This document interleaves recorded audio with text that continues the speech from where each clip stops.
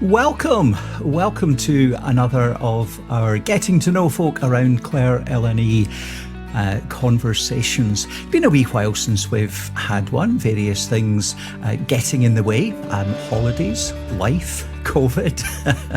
But I'm delighted today to be welcoming Meghann Hall. Welcome to you, Meghann. How are you today? I'm good. Thank you for having me here today. It's great to have you here. And I was thinking, I often, when talking about Clèir Eilean Ì, mention how we go all the way from Wick up in the Wick and Thurso, way up in the north, right down to Campbeltown. So you're down there at the southern extremity of Clèir Eilean Ì.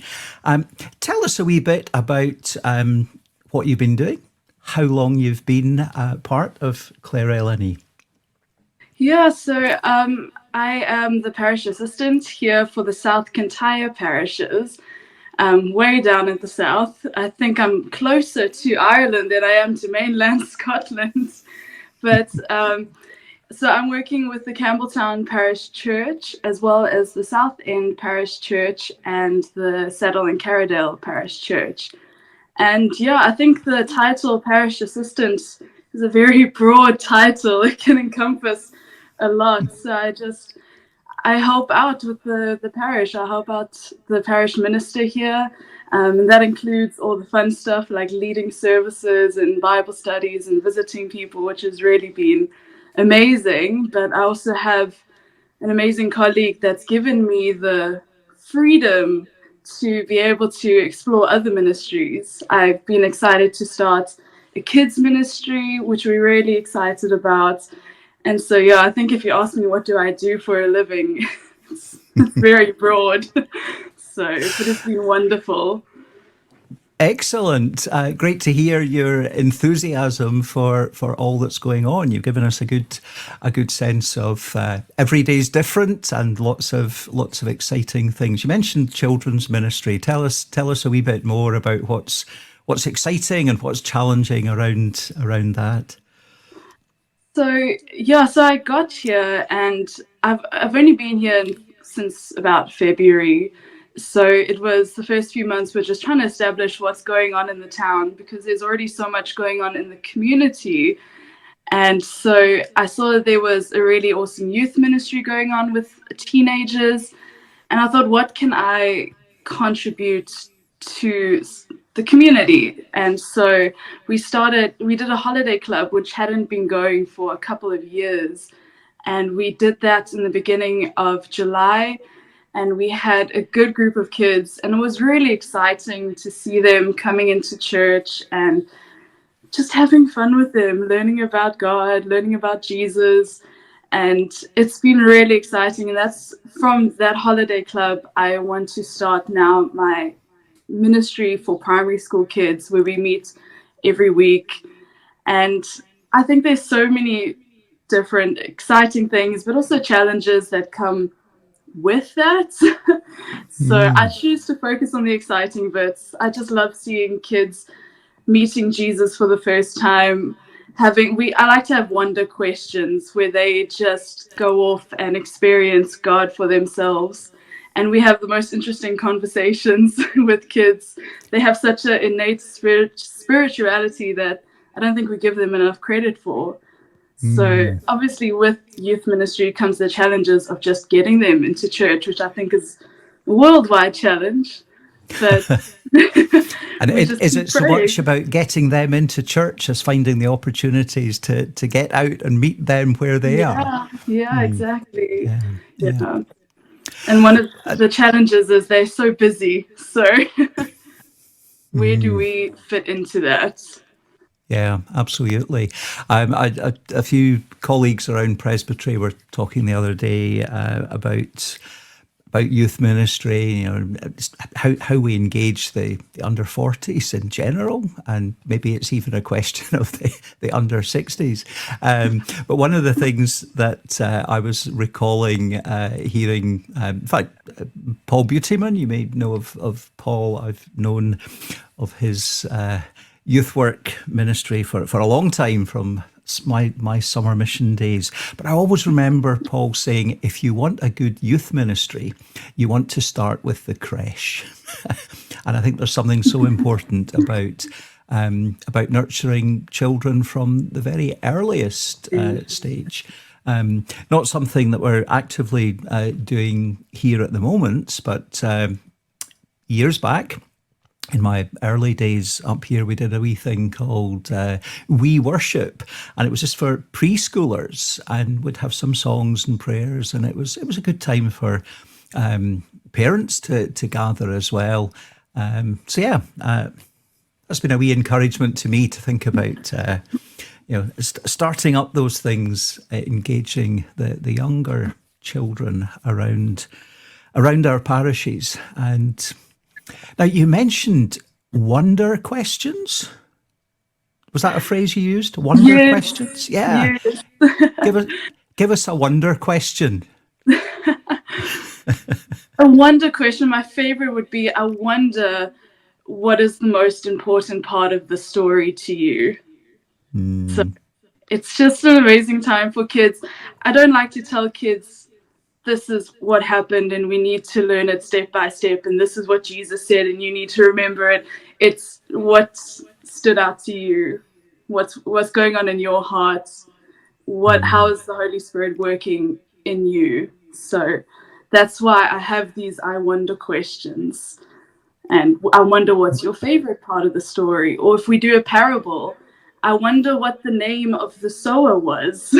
So those kind of things just gets kids to be in their own space without me telling them what to think. Yeah. Wonderful. That's really encouraging. Yeah.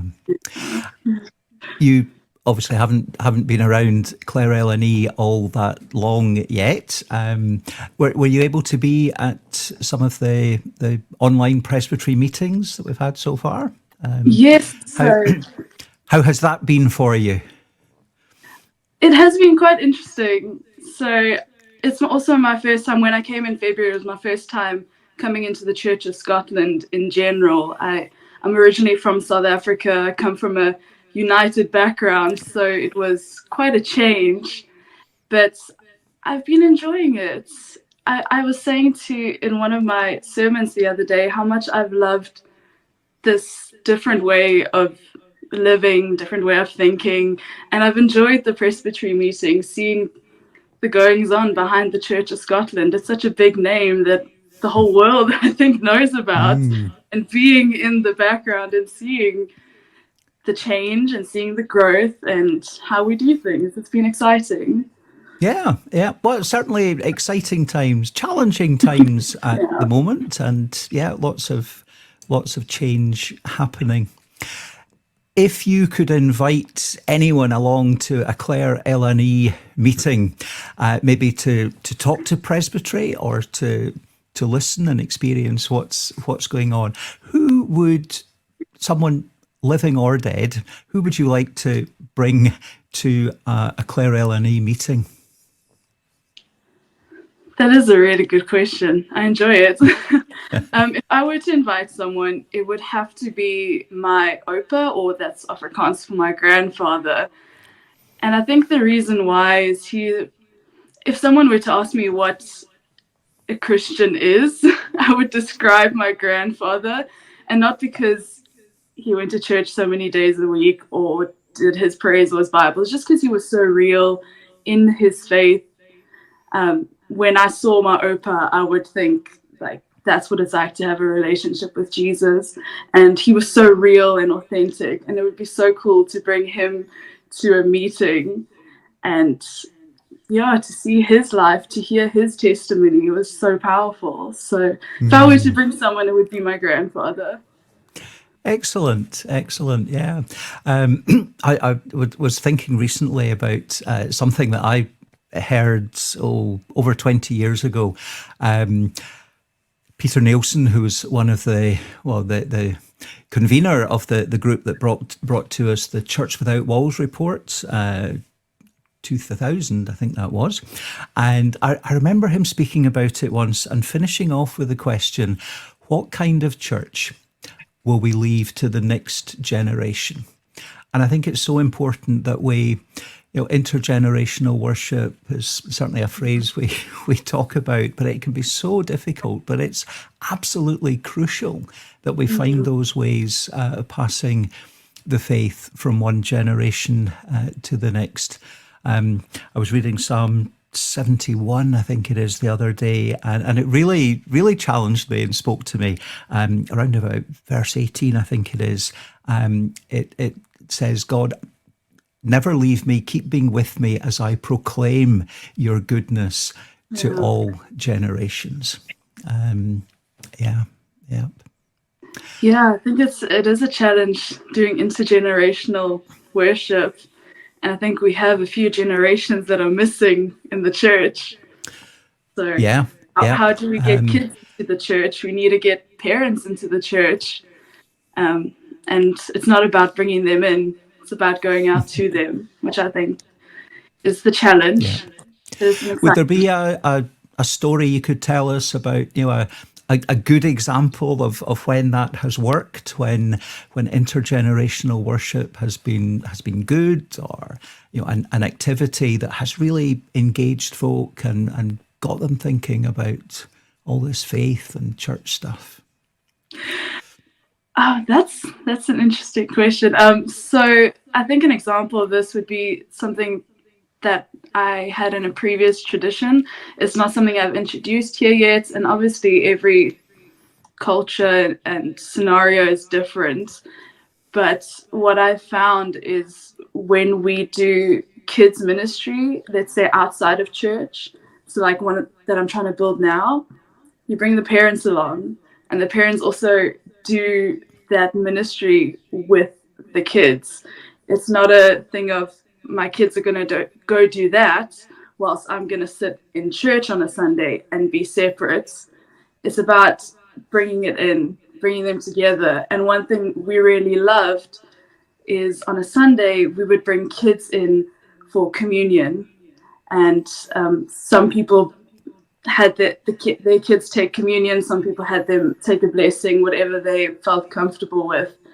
But it was wonderful seeing families worshiping together, having communion together, which is, I think, one of the most important aspects of the Christian life, is sharing communion, remembering what Jesus did for us. And to me, that's a really perfect example of intergenerational worship.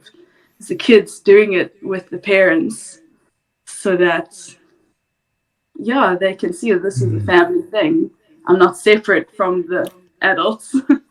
Yeah. I think, so often our tradition, our experience has been, talk to the kids, have a children's hymn, and then send them away. And we need to involve them all. Tell us a wee bit about what Meghann enjoys beyond church. What about hobbies, interests? Tell us a wee bit about yourself without mentioning church. That's hard. But one of my main hobbies is music. I'm very passionate about music. I love when people ask me where's my happy place, it's behind a piano singing. So that is definitely one of my main passions in life. My first tattoo was my music notes behind my ears. So that is my absolute passion in life. Yeah. And maybe a fine line between pleasure and business when when music's involved. But what a great gift to be able to bring to the church and to your ministry. Anything else that you would really like to tell friends around Clèir Eilean Ì about your life, about your work? So, like I say, I came from a different background. I come from South Africa, and I come from a United background. I was in the Methodist Church, the Anglican Church, everything. And then somehow God called me here to Scotland. Again, I don't know how. I think God has his own plans that we can never tell what he's going to do. And so to have been given this opportunity to come overseas and to be in this beautiful community of Campbeltown and South End and Saddell and Carradale.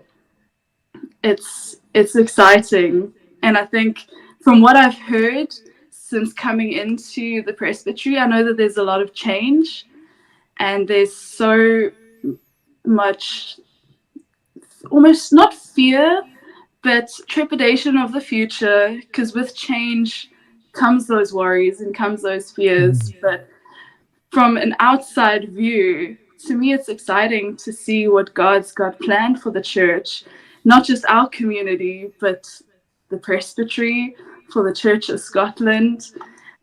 With change comes new things. And I think if we just keep our eyes focused on Jesus, he's going to do what he wants with the church, and it's going to be amazing. So as much as change is scary, yeah. it's exciting. Are you going to be able to get to the day conference in Fort William in the middle of September? Unfortunately, I won't be able to get there, but I'm really grateful that we have things like Zoom, and we have the ability to be able to still be a part of it, especially because it's such a big presbytery over such a large area. I'm really grateful that we have the ability to be able to do that online. Meghann, it's been delightful to catch up with you, to hear a wee bit about your story and your ministry down at the southern extremity of Clèir Eilean Ì. Thank you very much indeed. God bless you. Thank you so much. All you're doing. Thank you.